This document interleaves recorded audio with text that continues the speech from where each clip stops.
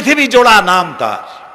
কবি বলছেন, শাহনে জাহাं को जिन्हें फख्र से देते थे बाज, वाज कब्र में है सूरह अलहम्दु की मोहताज। যে শাহজাহানকে কর দিয়া ট্যাক্স দিতে পারলে জনগণ নিজেদেরকে গৌরবান্বিত বলে মনে করত, সেই শাহজাহান কবরে শুয়ে আছে, সূরা ফাতিহার মুহতাজ হয়ে আছে। সুবহানাল্লাহ। যদি কেউ আমার কবরের কাছ থেকে হেঁটে যাইতো আর একটু সূরা ইখলাস পড়ে সবরেসানি করতো, আমি কিছু পাইতাম। আহারে, এই এতিম ফকির হয়ে শুয়ে আছে। এক ফকির দিল্লি ঘুরতেছে, একজন বলছে, ভাই তোমারে তো খয়রাত করে দেখতেছি আমি সেই ছোটবেলা থেকে, খালি তুমি খয়রাত করো। একটা জিনিস আপনারা মনে রাখবেন, গরিব, আজকে যারা গরিব পরিশ্রমের মধ্য দিয়ে কালকে তারা ধনী হতে পারে, কিন্তু যারা ভিক্ষুক, যারা ভিক্ষা করে, জিন্দেগিতে কোনোদিন তারা বড় হতে পারবে না। ভিক্ষা করা যাদের অভ্যাস, জীবনেও বাড়ি করতে পারবে না, জীবনেও ধনী হইতে পারবে না, কিন্তু গরিব ধনী হইতে পারবে। কারণ হলো আল্লাহর কাছে দুইটা বৈধ জিনিস অত্যন্ত ঘৃণিত। কয়টা? একটা হলো তালাক, আর একটা হলো ভিক্ষাবৃত্তি, মানুষের কাছে চাওয়া। আল্লাহ পছন্দ করেন না। তো ভিক্ষুক ঘুরতেছে, একটা লোক বলল, মিয়া তোমার তো সারা জীবনই খরচ করতে দেখি। খরচ করবো না, করবো কি? যার কাছে যাই সে দেয় 4 আনা 2 আনা 1 টাকা, এর বেশি তো দেয় না। তো দিয়ে আমি কেমনে বড় লোক হবো? কয় যে তুমি বাদশারে চোখে দেখো না, বাদশারে চোখে দেখো না। কয় বাদশার কাছে কি আমার মতো লোক যাইতে পারে নাকি? কল না, যাইতে হবে, যাও। বাদশা একবার যাবা, এমন দেওয়া দেবে জীবনে আর তোমার খরচ করা লাগবে না। পাতি শিয়ালের পিছনে ঘুরে তো লাভ নাই। পাতি শিয়ালে খায় মুরগি, তোমার একটা ঠ্যাং দেবে, দাঁতের খেলালের কাজও হবে না। বাঘের পিছনে ঘোরো, বাঘে খায় গরু আর হরিণ, একটা রান দিলে তুমি 1 সপ্তাহ খাইতে পারবা। কাজে ঘুরতে গিয়েও বোঝা উচিত কার সাথে ঘুরি। তো বলছে বাদশার কাছে যাও। তো বাদশারে পাবো কই? কই তো দেখলাম কেবল মসজিদে ঢুকলো। তারপরে ফকির গিয়ে দাঁড়ায় আছে বারান্দায়, দেখে যে উনি বাদশা ভেতরে বসে হাত তুলে আছে ভাবে, আর চোখ দিয়ে পানি পড়ে দাড়ি ভিজে ভিজে পড়তেছে। নামাজ শেষ করে, মোনাজাত শেষ করে বাদশা বেরিয়েছেন। কোন বাদশা?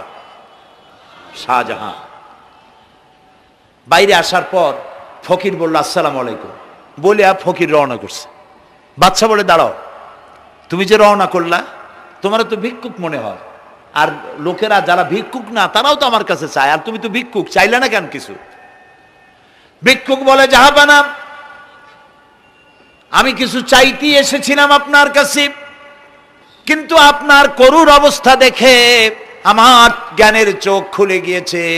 আমি দেখতে পেলাম আমি যার কাছে চাইতে এসেছি, আমি তো কান্দি না, হাতও পাতি নাই। যার কাছে চাইতে আসতাম দিল্লির সম্রাট, আবার কোন সম্রাটের কাছে হাত পেতে ভিক্ষুকের মতো কি জানি চায়, আর চোখ দিয়া পানি পড়ে দাড়ি ভিজে ভিজে পড়ছে।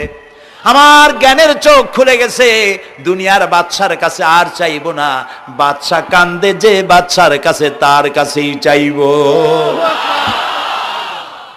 প্রিয় ভাই, ওই আরবি সাহিত্যের ভিতরে পড়েছিলাম, সেখানে এক জমিদার বিবাহ করেছে, তারপরে তার নবপরিণীতা স্ত্রীকে নিয়ে খেতে বসেছে। এমন সময় এক ভিক্ষুক এসেছে।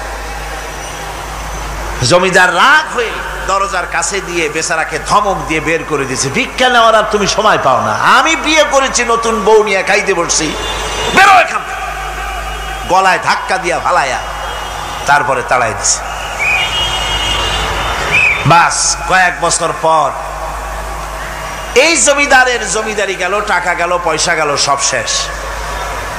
বউ পুষবে এমন পয়সাও নাই, বউ তার থেকে বিচ্ছিন্ন হয়ে গেল, বউকে তালাক দিয়ে দিল।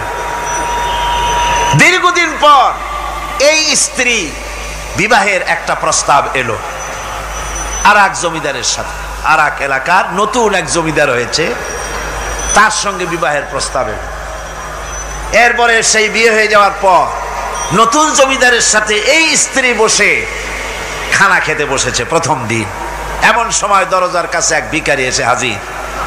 নতুন জমিদার বলছে, বউ, আমরা তো খেতে পারবো, আমাদের খাবারের প্লেটটা আজকে প্রথম তোমাকে নিয়ে খেতে বসেছি, এই খাবারের প্লেটটা ধরেই তুমি ভিখারিকে দিয়ে আসো। বউ খাবারের প্লেটটা ভিখারির হাতে দিতে গিয়ে সেন্সলেস হয়ে পড়ে গিয়েছে, বেহুশ হয়ে পড়ে গিয়েছে। নতুন জমিদার অনেকক্ষণ অপেক্ষা করলো, বউ ফেরে না কেন, যায় দেখে বেহুশ, মুসাফির সেখানে দাঁড়ানো। কিছুক্ষণ পর বউয়ের হুশ হলো, জিজ্ঞেস করলো হয়েছে কি, তুমি এরকম পড়ে গেল কেন? এই মুসাফিরকে দেখে বউ বলতেছে, আল্লাহর কসম, তুমি যখন আমাকে প্লেট ভরা খাবার দিয়ে পাঠাই দিলা ভিক্ষুককে দেওয়ার জন্যে, যারে ভিক্ষা দিতে গেলাম, আল্লাহর কসম করে বলি এ হচ্ছে আমার সেই প্রথম স্বামী। এবার ওই জমিদার বলতেছে, তুমি যেমন কসম করে বলতেছো এই হলো তোমার প্রথম স্বামী, আমিও আমার আল্লাহর নামে কসম করে বলি আমিও সেই ভিখারি যেদিন তোমরা খেতে বসেছিলে আর আমি ভিক্ষা নিতে গিয়েছিলাম, আমাকে দরজা থেকে তাড়ায় দিয়েছিলে। সুতরাং বড়াই করো না অর্থে, টাকার বড়াই করো না, অহংকার করো না। স্বাস্থ্যের বড়াই করো না, স্বাস্থ্য ভালো, অহংকার করো না। আল্লাহ যদি ইচ্ছে করেন এক রাত্রের মধ্যে মাত্র আধা ঘন্টা 15 মিনিটের ভিতরে কয়েকবার পাতলা দাস্ত দিয়া জনমের মতো শেষ করে দিতে পারেন, পারেন কিনা? সুতরাং মানুষ ঈমান বিল্লাহ, আল্লাহর প্রতি ঈমান মানুষকে এভাবে বিনয়ী করে দেয়। কোন আলহামদুলিল্লাহ। অহংকার বলে কিচ্ছু থাকে না তার, সে আগে সালাম দেয়। ঈমান বিল্লাহ, যার মধ্যে ঈমান, আল্লাহর ঈমান ঢুকে যায়, তার আগে কেউ সালাম দিতে পারে না। রাসূলুল্লাহ বলেছেন, যে ব্যক্তি আগে সালাম দেয় সে অহংকার মুক্ত। জোরে বল সুবহানাল্লাহ। এখন তো সালাম শুধু পেতে চায়। দারোগা চিন্তা করে পুলিশেরা আমারে সালাম দেবে, আমি ওরে সালাম দিতে যাবো কেন?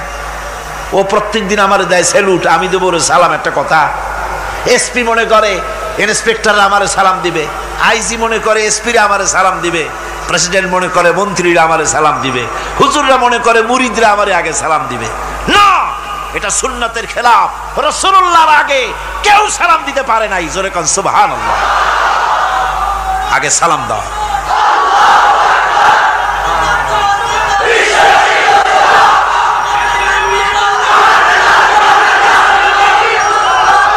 এই সালামের প্রচলন, এই সালামের প্রচলন মুসলমানদের মধ্যে বেশি বেশি হওয়া উচিত। আপনারা সালামের প্রচলন চালু করে দিবেন, বেশি করে চালু করবেন। বউরে সালাম দিবেন, বউ আপনাকে দেবে। ঘরের মধ্যে ঢুকবেন, ঢুকেই বলবেন আসসালামু আলাইকুম ওয়া রাহমাতুল্লাহি ওয়া বারাকাতুহু। বাইরের থেকে গেছেন, ঘরে ঢুকেই প্রথম সালাম দেন, বউ সালামের জবাব দেবে, বউ আপনাকে দেবে। বাচ্চাদের সালাম দেন, বাচ্চারা আপনাকে দিবে। এরকম সালামের প্রচলন চালু করেন। রাসূলুল্লাহ বলেছেন, মানে একটা গাছের আড়ালে এই সালাম হলো, লোকটা গাছের আড়ালে চলে গেছে, আবার দেখা হয়েছে, আবার সালাম দেন। এখন ওই সালাম কমে গেছে, এখন সালামের পরিবর্তে অনেক কিছু হয়েছে। সালাম দেয়, তার জবাবও দেয় না। যদি বলে কেউ গরিব মানুষ সালাম দিয়েছে বড় লোকের, আসসালামু আলাইকুম, ওয়ালাইকুম আসসালাম বলতে চায় না, একটু মাথা নাড়ে। তারপর জিজ্ঞেস করে, স্যার কেমন আছেন? এই যাচ্ছে, কেটে যাচ্ছে। কি কেটে যাচ্ছে? তোমার কল্লা? আলহামদুলিল্লাহ বলতে পারো না? অধিকাংশ ক্ষেত্রে যদি জিজ্ঞেস করেন কেমন আছেন, এই যাচ্ছে, কেটে যাচ্ছে। আপনার যত অসুখ হোক আগে বলেন আলহামদুলিল্লাহ, তারপরে অসুখের কথা বলেন। আপনার যদি কোনো অসুবিধা থাকে আগে আলহামদুলিল্লাহ কন, তারপরে অসুখের কথা কন। হযরত সুফিয়ান সাউরি রাহমাতুল্লাহ আলাইহি আল্লাহর একজন জবরদস্ত ওলি ছিলেন। একবার তার সামনে এক মুরিদ এসেছে, মাথায় একটা বড় রুমাল খিসা বান্দা। জিজ্ঞেস করলেন, মিয়া তোমার এই মাথাটা এরকম বান্দা কেন? কয় যে হুজুর, মাথার যন্ত্রণায় অস্থির হয়ে গেছি, সেই জন্য মাথাটা বাঁধে রাখছি। এরকম ব্যথা কয়দিন হয়েছে? কয়দিন? আর সবসময় হয় না, বছরে 2-1 হইলেও পারে, না হইলেও পারে। বলে বছরে 2-1 ব্যথা ব্যথা হয়, সেই ব্যথাটা দড়ি দিয়া বান্ধা মানুষে দেখাইলা যে আমার ব্যথা হয়েছে, অসুবিধাটা দেখালে। আর যতদিন ভালো ছিলে ওইটার প্রমাণ স্বরূপ মাথায় কি বান্ধা মানুষকে দেখাইছো। সুতরাং শুকরিয়া আদায় করো সব সময়। আলহামদুলিল্লাহ আলা কুল্লি হাল, সব অবস্থায় আমি ভালো আছি। আমার থেকে আরো অনেক খারাপ আছে। সুতরাং সালামের প্রচলন তারাই করে বেশি যারা বিনয়ী হয়, অহংকার যাদের মধ্যে জায়গা পায় না। অহংকার পাবে কি করে? বান্দা কোরআন থেকে জেনেছে ওয়াল্লাহুল গানিয়্যু ওয়া আনতুমুল ফুকারা। আল্লাহ রাব্বুল আলামিন বলেন, তোমরা হলে সবাই ফকির, তোমরা হলে সব মুখাপেক্ষী, আর একমাত্র আল্লাহ রাব্বুল আলামিন বেনিয়াজ। আল্লাহই শুধু বেনিয়াজ, আর সব কি মুখাপেক্ষী। কার কাছে? আল্লাহর কাছে। এই জন্য বিনয়ী হতে হবে। এই যে জমিনটা বাস করি, জমিনটা কার? চিল্লায় কোন কার? লিল্লাহি মা ফিস সামাওয়াতি ওয়া মা ফিল আরদ। আকাশও তার, জমিনও। এই কথা যদি জানা থাকে, বিশ্বাস থাকে, তাহলে সেই ব্যক্তি অহংকার করতে পারে না, সে বিনয়ী হয়। ঈমান বিল্লাহ তাকে বিনয়ী বানায় দেয়। আর বিনয়ী মানুষ, নিরহংকার মানুষই আল্লাহর কাছে বেশি পছন্দ। এই ঈমান তার ভিতরে এই কথা জাগ্রত করে দেয়। আমি যদি একটা গাড়ির মালিক হয়ে থাকি, আমি যদি একটা বাড়ির মালিক হয়ে থাকি, আমি যদি স্ত্রী পুত্র সন্তান পেয়ে থাকি, আমি যদি মন্ত্রী হয়ে থাকি, আমি যদি কিছু পেয়ে থাকি, আমার হাতের কামাই দ্বারা পাই নাই। আল্লাহ শিখাই দিচ্ছেন ওয়ামা বিকুম বিনি'মাতিন ফামিনাল্লাহ। যত নেয়ামত তোমরা পেয়েছো সব আল্লাহ রাব্বুল আলামিন দিয়েছেন। জোরে বলেন সুবহানাল্লাহ। দাতাকে ভুলে যেও না, আল্লাহর কাছে বিনয়ী হও। সমস্ত নেয়ামত একমাত্র তিনিই দিয়েছেন। ঈমান বিল্লাহর দ্বারা মানুষের এই গুণ সৃষ্টি হয়, এই উপকার হয় মানুষের, যে সে বিনয়ী হয়ে যায়। আল্লাহ পাক কোরআনে কারীমের মধ্যে আরো বলেন ওয়ালা তামশি ফিল আরদি মারহান ইন্নাকা লান তাখরিকাল আরদা ওয়ালান তাবলুগাল জিবালা তুলা। ওয়ালা তামশি ফিল আরদি মারহান, আমার এই জমিনের উপরে অহংকার করে হেঁটো না। আল্লাহ পাক নিষেধ করেছেন, জমিনের উপরে অহংকার করে হেঁটো না। এই জমিনের উপরে অহংকার করে হাঁটতে গিয়া তুমি পদাঘাত করে আমার জমিনটারে ফাটাই দিতে পারবে না। আবার অহংকার করে লাভ দিয়া আমার পাহাড়টার উচ্চতাও ছাড়াই যেতে পারবে না। যখন তুমি পাহাড়ের উচ্চতা ছাড়াতে পারবে না, যখন জমিনটারে লাথি মেরে ফাটাই দিতে পারবে না, তখন আবার অহংকারটা কিসের? কিসের অহংকার?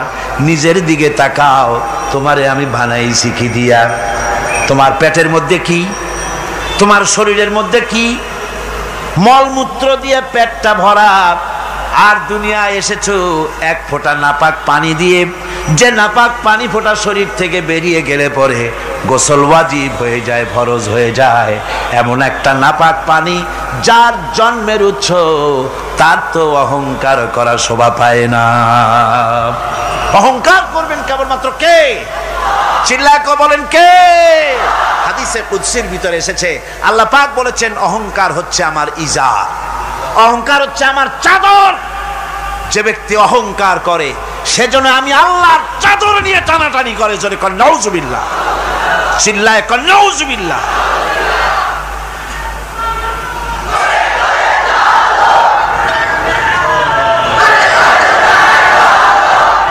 আমার বন্ধুগণ,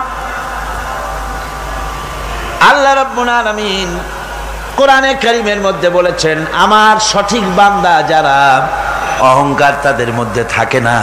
ওয়া ইবাদুর রাহমানিল্লাযীনা ইয়ামশুনা আলাল আরদি হাওনা। রহমানের বান্দা যারা, আমি আল্লাহ পাকের গোলাম যারা, তারা জমিনের উপরে খুব বিনয়ের সাথে চলে। তাদের চলাফেরা দেখলেই বোঝা যায় লোকটা বিনয়ী, আল্লাহর বান্দা। সুবহানাল্লাহি ওয়া বিহামদিহি। কি বলেন? মানুষের চলাফেরা, চাহনি, ওঠা বসা, কথাবার্তা দেখলেই বোঝা যায় না লোকটা কি চরিত্রের? বোঝা যায়। এক পদের মানুষ আছে, গম্ভীর হয়ে বসে থাকে, মনে হয় যেন নবজাদা নসরুল্লাহ খানের শালা। নামাজ নাই। কি হয়েছে? মাইক এমনি আজকে আমি নিজেও টের পাচ্ছি, আমি মাইকের আওয়াজ নিজেও পাচ্ছি না। মাইকটা ভালো করে দেন মাইকের অপারেটর, আর জোরে সোরে একটু জিকির করেন লা ইলাহা ইল্লাল্লাহ, লা ইলাহা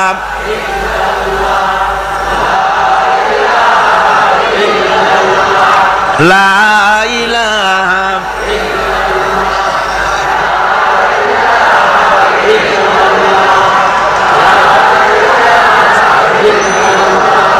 বসেন, বসুন।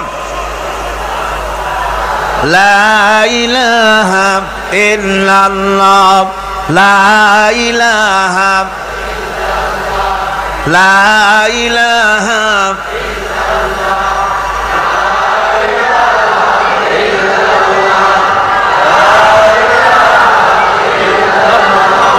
লা ইলাহা ইল্লাল্লাহ মুহাম্মাদুর রাসূলুল্লাহ।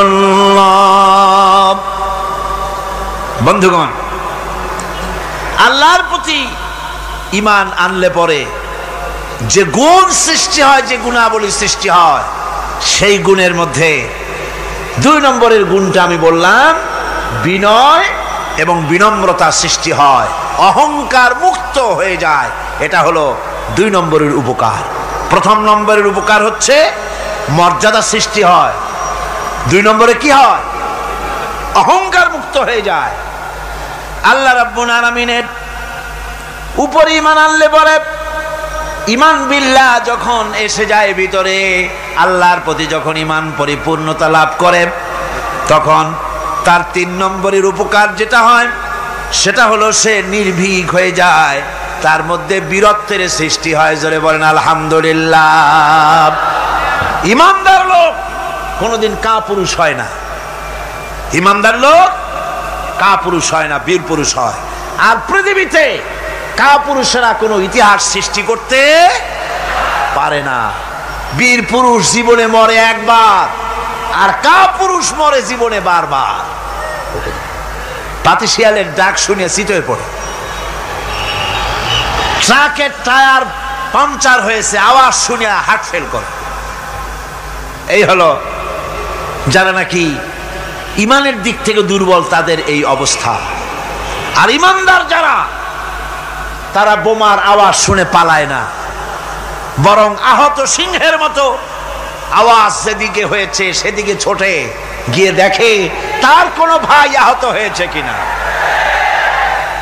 এটা হলো ঈমান বিল্লাহর 3য় গুণ, 3য় উপকার। আল্লাহর প্রতি ঈমান আনলে পরে মানুষ নির্ভীক হয়ে যায়। মানুষের সবচাইতে ভয়টা কি কন্ত বলতে পারেন? সবচাইতে বড় ভয় কিসের? মৌতের। অবশ্য কেউ কেউ বড় ভয় বউকেও মনে করে যে বউ হলো সবচাইতে বড় ভয়ের জিনিস। স্ত্রীকে অনেকে মৌতের চাইতেও ভয় মনে করে। একবার নাকি একজন দেশের বাদশাহ, তিনি বলছিলেন মন্ত্রীকে যে আমার দেশের লোকেরা সবচাইতে কারে বেশি ভয় করে? মন্ত্রী বলছে দেশের লোকেরা সবচাইতে বউকে বেশি ভয় করে। বলি এটা একটা কথা হলো নাকি? প্রমাণ করতে যদি না পারো তাহলে তোমার চাকরি শেষ। প্রধানমন্ত্রী তো মুসিবতে পড়ে গেছে। তারপরে সমস্ত লোক ডেকেছে, সমস্ত শহরবাসীকে ডেকে তারপরে বলছে তোমরা যারা বউকে ভয় করো না তারা সব এদিকে আসো, আর যারা বউকে ভয় করো তারা এ পাশে থাকো। এখন যারা ভয় করে তারা সব একদিকে চলে আসছে। একটা শুকনা শাকনা মানুষ একা দাঁড়ায় আছে, ভয় করে না সেই দলে, আর সব একদিকে। বাদশা আশ্চর্য হয়ে গেল, সব মানুষ ভয় করে একদিকে চলে আসলো, আর তুমি একা শুকনা শাকনা মানুষ, তুমি বউরে ভয় করো না, ব্যাপারটা কি? কয় যে না, বউকে ভয় করি কিনা তা জানি না, আমি আসার সময় আমার বউ বলে দিয়েছে সব লোক যেদিকে যাবে সেদিকে যাবে না, একা দাঁড়ায় থাকবে একদিকে।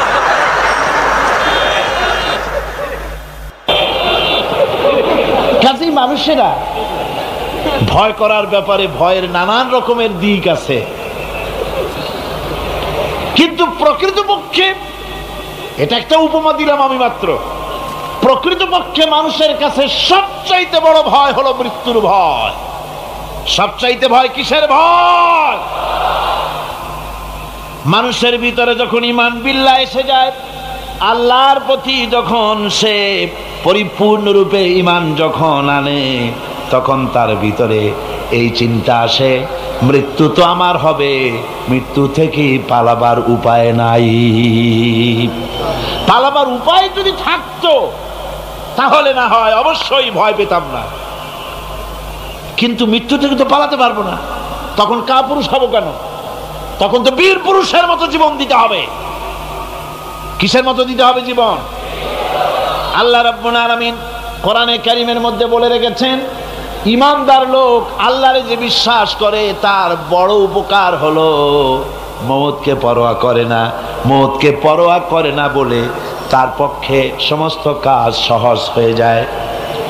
কোরআন বলতেছে, কুল ইন্নাল মাউতাল্লাযী তাফিরুনা মিনহু ফাইন্নাহু মুলাকীকুম।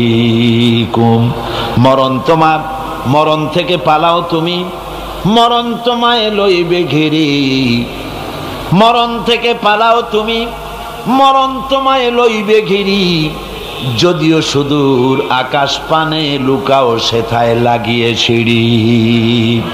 হে মহারোগের চিকিৎসক নাই, নাই সে ঔষধ জগতে। খুঁজিয়া কাতর হইলে কি হবে, পারিবে না তারে ফিরাতে। এ মৃত্যু আসবেই। মৃত্যুর হাত থেকে বাঁচবার কোন উপায় যখন নাই, তখন সেই মওত কাপুরুষের মওত কেন হবে? ঈমান এই উপকার করে মানুষকে, বুকটারে বড় বানায় দেয়। মানুষ শুকনা হতে পারে কিন্তু কলিজাটা বিরাট হয়, তার কলিজাটা বড় হয়ে যায়। আল্লাহর ভয় তার মধ্যে আসে। যেহেতু সে জানে, কোরআনে কারীমের মধ্যে আল্লাহ পাক বলেছেন, আইনামা তাকুনু ইউদরিকুমুল মাউতু ওয়ালাউ কুনতুম ফি বুরুজিম মুশাইয়াদা। আল্লাহ পাক বলেন, দুর্ভেদ্য দুর্গের ভিতরে যদি তুমি পালায় থাকো, মৃত্যু সেখানে গিয়া তোমারে খুঁজে বের করবে, এড়াতে পারবে না। একজন তার বাড়িতে কুত্তা দিয়া বাড়ি ভরে ফেলেছে। ঘরে কুত্তা, খাটের নিচে কুত্তা, ড্রয়িং রুমে কুত্তা, বেডরুমে কুত্তা।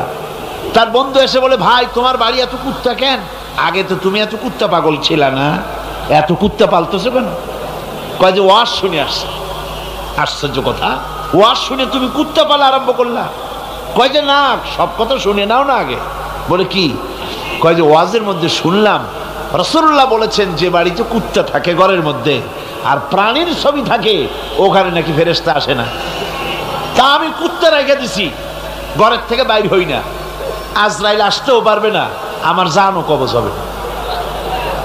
বন্ধু ছিল খুব চালাক। বন্ধু কয় যে, ও কুত্তাওয়ালা বন্ধু, বুঝলাম আজরাইল আসবে না, কিন্তু কুত্তা কি কিয়ামত পর্যন্ত বাঁচে না মরে? কয় যে না ভাই, কুত্তা তো মরে। কয় কুত্তা মারে যে ফেরেশতায়, তোমারে মারবে সেই ফেরেশতায়। পালাবা কেমনে? পালাবার উপায় যেখানেই থাকে, বাড়িতে হোক, গাড়িতে হোক, দেশে হোক, বিদেশে হোক, মৃত্যু যখন আসবে, মৃত্যুর হাত থেকে এড়াবার কোন উপায়। আমার বন্ধুগণ, মৃত্যু থেকে বাঁচবার কোনো উপায় নাই। এজন্যে এই ক্ষণস্থায়ী জীবনের সুখময়, অনন্তকাল সুখময় জীবনকে মানুষেরা, ইমানদার লোকেরা জলাঞ্জলি দিয়ে চির সুখময় আল্লাহর জান্নাতে যাওয়ার জন্য জীবন দিতে মোটেও তাদের বাধে না। জীবন দিতে হবে আল্লাহর রাস্তায়। যখন মরবই, বাসা যখন যাবে না, বাসা কি যাবে? চিল্লা এখন যাবে? রাসূলুল্লাহ যখন বাঁচেন নাই, কত বড় কথা! আল্লাহ রসুলই যখন বাঁচেন নাই, তো পৃথিবীতে কে বাঁচবে? রসুলের যখন ইন্তেকাল হয়েছে, সবাইকে মরতে হবে, কোনো সন্দেহ নাই। সন্দেহ আছে? মরা লাগবে। সেই মওতটা ঈমান বিল্লাহ, আল্লাহর প্রতি ঈমান আনলে পরে ওই মৌতের ভয় আর থাকে না। মনটা তখন নির্ভীক হয়ে যায়, সে বীর হয়ে যায়। তখন তার মন বলে, মরা যখন লাগবে, জীবনটা যিনি দিয়েছেন তার জন্য দিয়ে দেই না কেন? জীবন যিনি দিয়েছেন তার জন্য দিয়ে দেই। বদরের যুদ্ধ, রাসূল করিম সাল্লাল্লাহু আলাইহি ওয়াসাল্লাম লোক তৈরি করতেছেন, সৈন্য রিক্রুট করতেছেন। বদরের যুদ্ধ, আমার ভাইরা, চারটিখানি কথা নয়। বদরীদেরকে আল্লাহ মাফ করে দিয়েছেন। জোরে কোন সুবহানাল্লাহ। বদরের যুদ্ধ বড় মারাত্মক যুদ্ধ। এ জিহাদ হবে, বাপ তরবারি ধরবে ছেলের বিরুদ্ধে। মক্কা থেকে ছেলে আসছে কাফের, ছেলে তরবারি ধরবে বাপের বিরুদ্ধে, মামু ধরবে ভাগ্নার বিরুদ্ধে, ভাই ধরবে ভাইয়ের বিরুদ্ধে। এটা কি আপনি সোজা মনে করেন? কোন সোজা মনে করেন? আমার বন্ধুগণ, বদরের যুদ্ধ শেষ হয়ে যাওয়ার পর হযরতে আবু বকর সিদ্দিক রাদিয়াল্লাহু তাআলা আনহুর সঙ্গে ছেলে আব্দুল্লাহর দেখা হয়ে গেল। ছেলে তখনও কাফের। ছেলে বলে, বাবাজি, আমার আব্বা আবু বকর বদরের প্রান্তরে, আমি আমার তরবারির সামনে আপনাকে কয়েকবার পেয়েছিলাম, কিন্তু আপনি আমার পিতা বলে আমি কিছুই করতে পারি নাই। হযরত আবু বকর বলেন, আব্দুল্লাহ রে শোনো, আল্লাহর কসম করে বলি, তুমি তো আমারে তরবারির সামনে পেয়ে ছেড়ে দিয়েছো, কিন্তু আমি আমার মাবুদের কসম করে বলি, বদরের মাঠে একটি বারও যদি আবু বকরের চোখের সামনে তুমি পড়ে যেতে, আল্লাহর কসম আমার তরবারি তোমারে মাফ করে দিত না।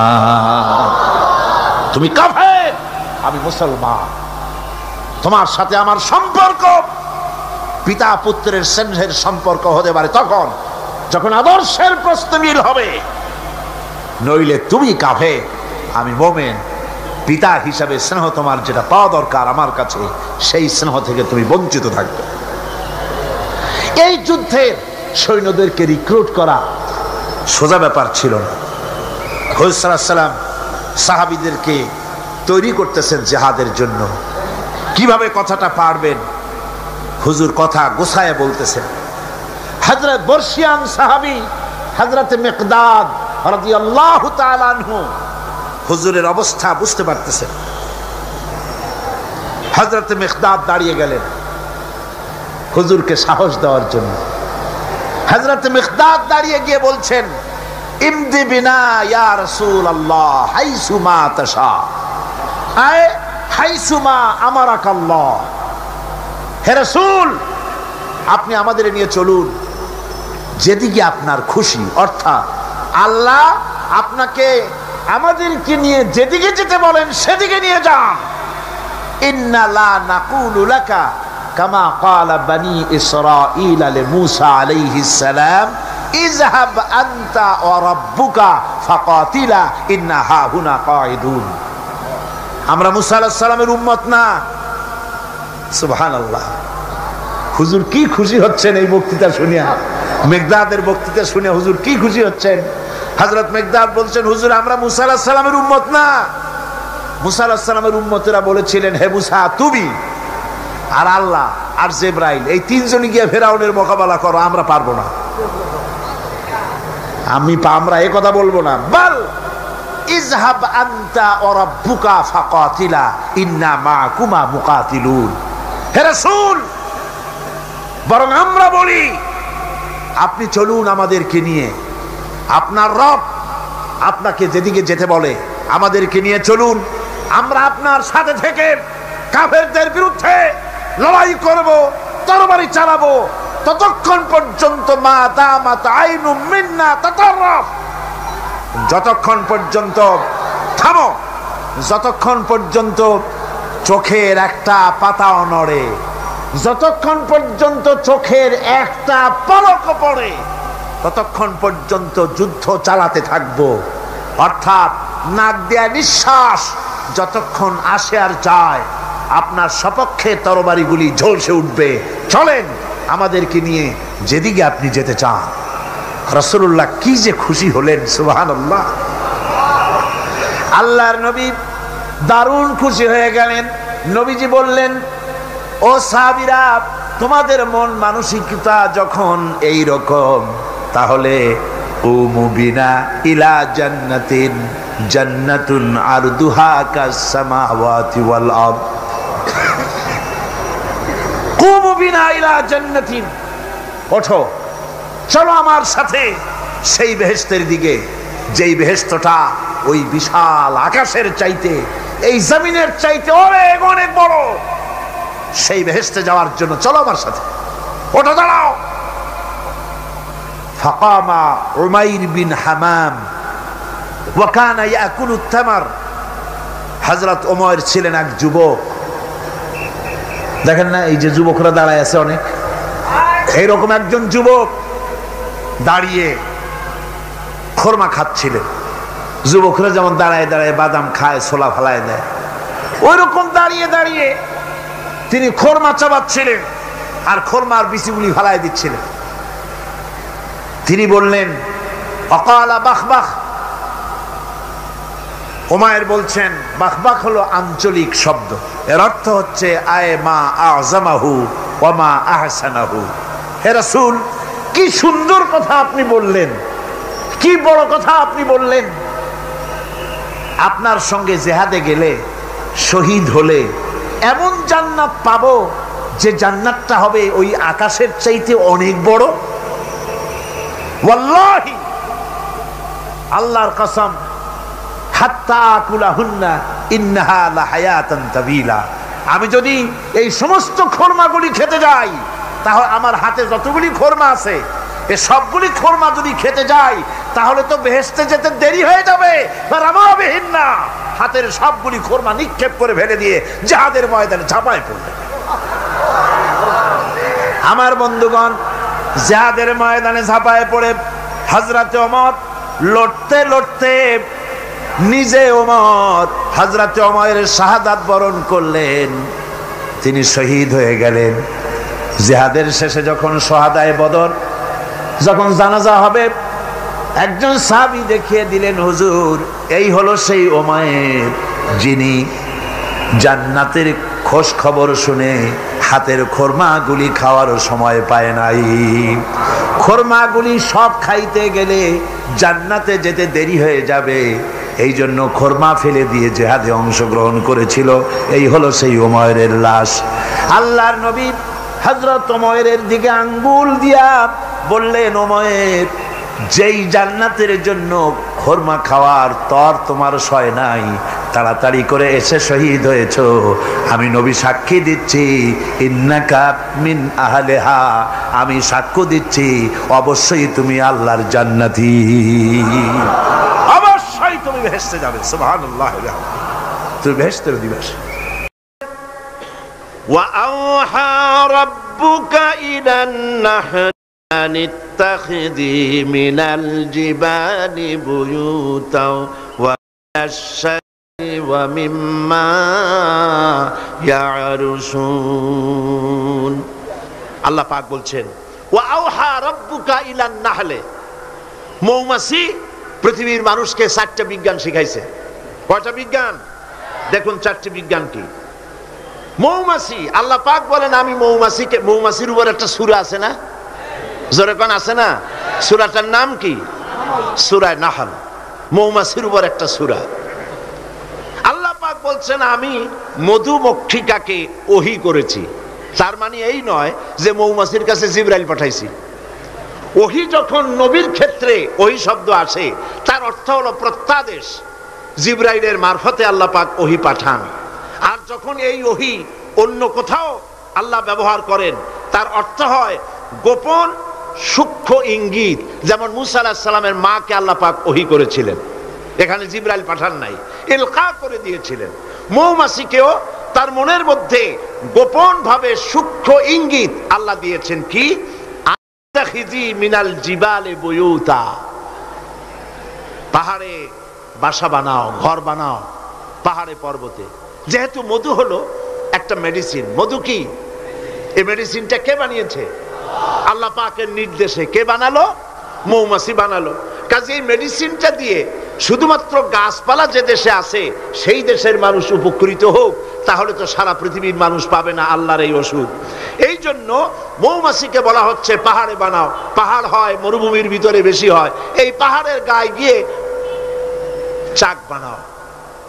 ওয়ামিনাস শাজারে, আর গাছে চাক বানাও। ওয়ামিম্মা ইয়ারিশুন, আর বিল্ডিং এর কার্নিশের তলায় গিয়ে চাক বানাও। করতে ইচ্ছা করে না, এই 3 জায়গায় চাক বানাও। এই 3 জায়গায় চাক বানাতে গিয়ে মৌমাছি 4টা বিজ্ঞান দেখাইলো।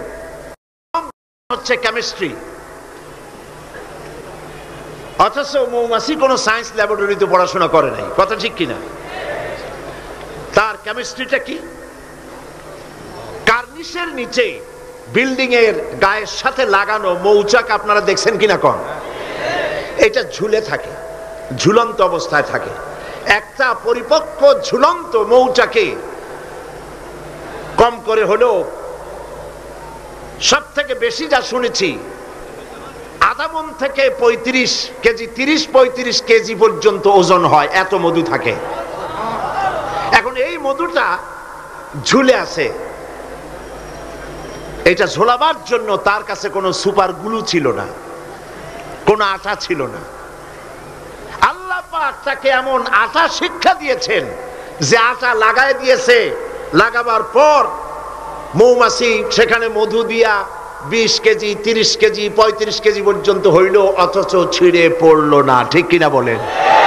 মৌচাক কার্নিশ থেকে ছিঁড়ে পড়ে গেছে এরকম দেখা গেছে নাকি? না। মৌ যখন ভরে গেল তখন মধু কেটে নিয়ে যাওয়ার পর ছেঁড়া খাতা যেমন ঝোলে ওই রকম দেখা যায়, ছেঁড়া খাতার মতো ঝুলছে, তাও পড়ে না। 6 মাস 1 বছর পর্যন্ত লেগে থাকে।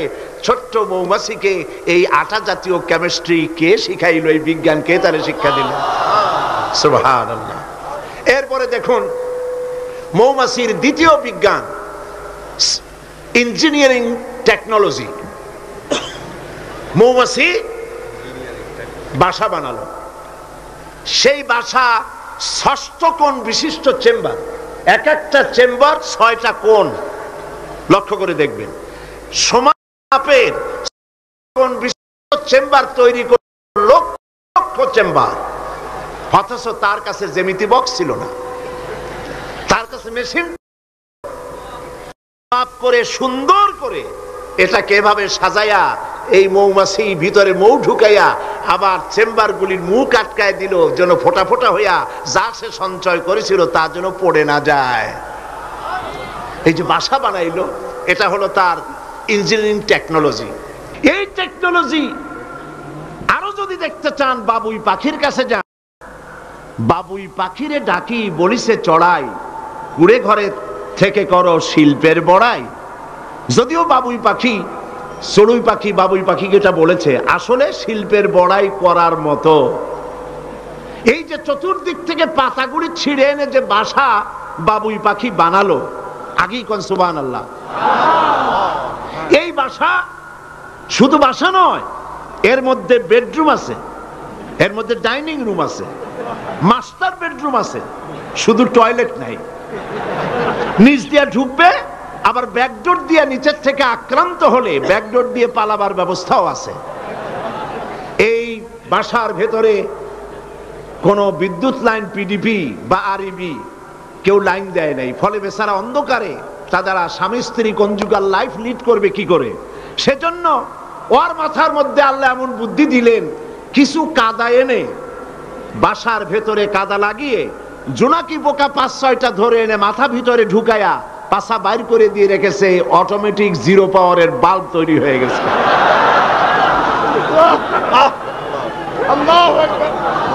ইঞ্জিনিয়ারিং টেকনোলজি আর কারে বলে? আমার দেশের ইঞ্জিনিয়ার যারা আছেন, এই রকমের বাসা বানানো তো দূরের কথা, ভালো করে বাসাটা খুলুন তো দেখি, বুঝবো আপনি কেমন খুলতে পারেন। খুলতেই পারবেন না, বুনানো তো দূরের কথা। এটা গেল 2 নম্বর টেকনোলজি, ইঞ্জিনিয়ারিং টেকনোলজি। এরপরে হলো মেডিকেল সায়েন্স, চিকিৎসা বিজ্ঞান। আল্লাহ রাব্বুল আলামিন মৌমাছিকে বলছেন, সুম্মা কুলি মিন কুল্লি সামারাতি ফাসলুকি সুবুলা রাব্বিকা যুলুলাব।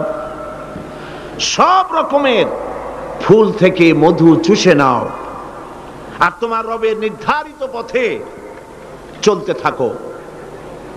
সব রকমের ফুল থেকে মধু আহরণ করে মৌমাছি আহরণ করে এক জায়গায় রাখলো, পয়জন হলো না, এটা মানুষের জন্য শেফা হয়ে গেল। আর মধু কখনো নষ্ট হয় না, কখনো পচে না।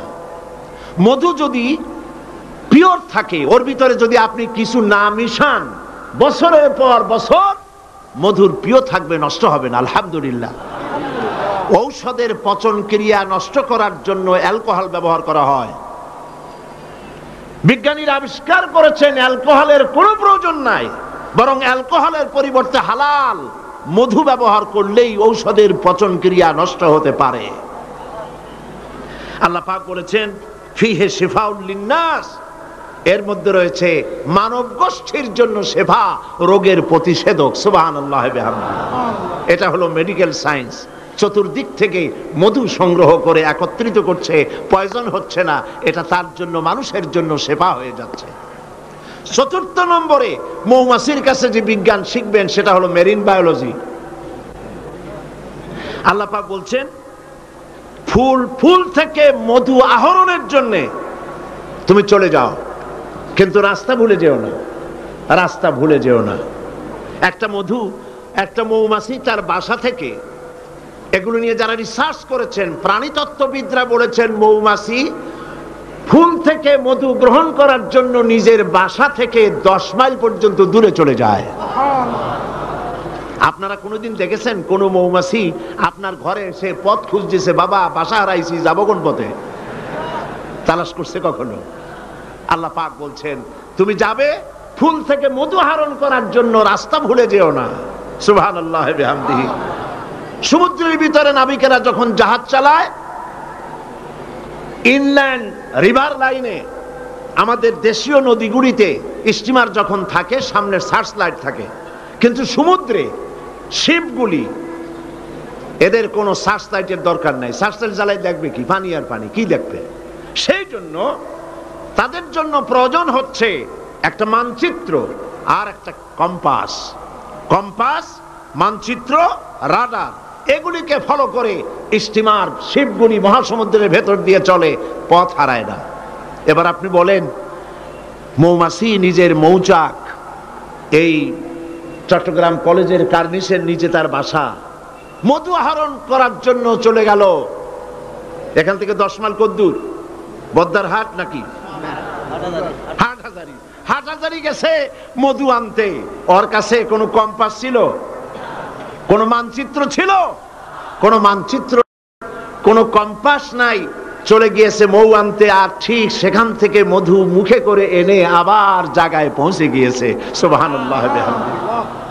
হে মানুষ, তুমি কোনটা দিয়ে আল্লাহর সাথে, তুমি কি দিয়ে নিজের বড়াই করো? কোন ক্ষেত্রেই মানুষের বড়াই নয়, সমস্ত শ্রেষ্ঠত্ব, বিরাটত্ব, মহানত্ব সবটাই আল্লাহ রাব্বুল আলামিনের জন্য। জোরে সরে বলেন আল্লাহু আকবার। এখন মুনাজাত হবে, মুনাজাতের জন্য দাঁড়ানো ভাইরা সব বসে। আল্লাহুম্মা আমিন। রব্বানা যালামনা আনফুসানা ওয়া ইল্লাম তাগফির লানা ওয়া তারহামনা লানাকুনান্না মিনাল খাসিরিন। আয় আল্লাহ তাআলা, লাখ লাখো মুসলমান নরনারী দীর্ঘক্ষণ ধরে আমরা তোমার দ্বীনের কথা, কোরআনের কথা শুনেছি। আল্লাহ তাআলা মেহেরবানি করে সওয়াবটুকুন জনাবে মুহাম্মদুর রাসূলুল্লাহ সাল্লাল্লাহু আলাইহি ওয়াসাল্লামের রূহ মোবারকে পৌঁছায় দাও। আমাদের মধ্য থেকে যাদের মা বাপ দুনিয়া থেকে বিদায় হয়ে গেছে, আল্লাহ দয়া করে কবরগুলিকে জান্নাতের টুকরায় পরিণত করে দাও। আমাদের বন্ধু বান্ধব, আত্মীয় স্বজন যার যা মারা গেছে প্রত্যেকের রুহের পরে সওয়াব পৌঁছায় দাও।